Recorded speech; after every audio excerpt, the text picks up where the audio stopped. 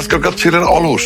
কোন এক কোটিপতির মেয়েকে পটিয়ে তার বাবার সাম্রাজ্য বসে বসে খেতে চায়। কি দরকার ছিল তোমার বাবার কাছে আমাকে নিয়ে যাওয়ার, আর আমি অপমানিত হয়ে ফেরত আসলাম।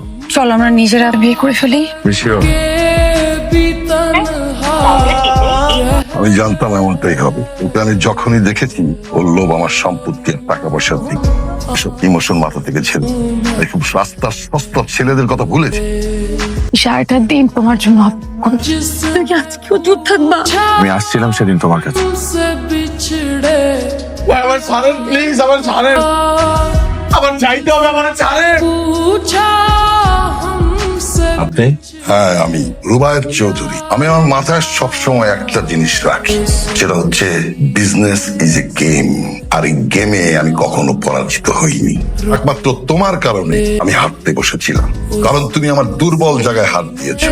সেখান থেকে ছাড়া পাওয়ার পর আমি জানতে পারি তুমি দেশের বাইরে চলে গেছো। আমি তোমাকে তন্ন তন্ন করে খুঁজি, কিন্তু কোথাও পাই না। আগামী সপ্তাহে তোমার আরিফিনের সাথে বিয়ে, আর আমার নভেনের সাথে।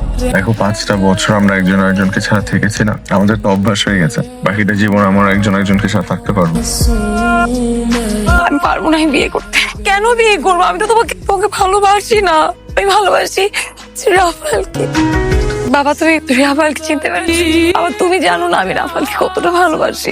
তুমি কি করে পারলে এত অন্যায় করতে? তুমি বলবে কি করে? যা কিছু ঘটেছিল তোমার ইশারায় ঘটেছিল। তোমার তো বলার কোনো মুখই নেই। বলতেছে রাফাল, কিছু একটা বল। আসলে আমি এমন একটা সিচুয়েশনে দাঁড়িয়ে আছি যে কোথা থেকে শুরু করবো আমি নিজেও জানি না। তো আমার তো বলতেই হবে, আমরা একজন আরেকজনকে অনেক ভালোবাসি। ওদের দুইজনের এই সুন্দর ভালোবাসাটাকে অসম্মান করব? আমি তো পারবো না এই বিয়ে করতে।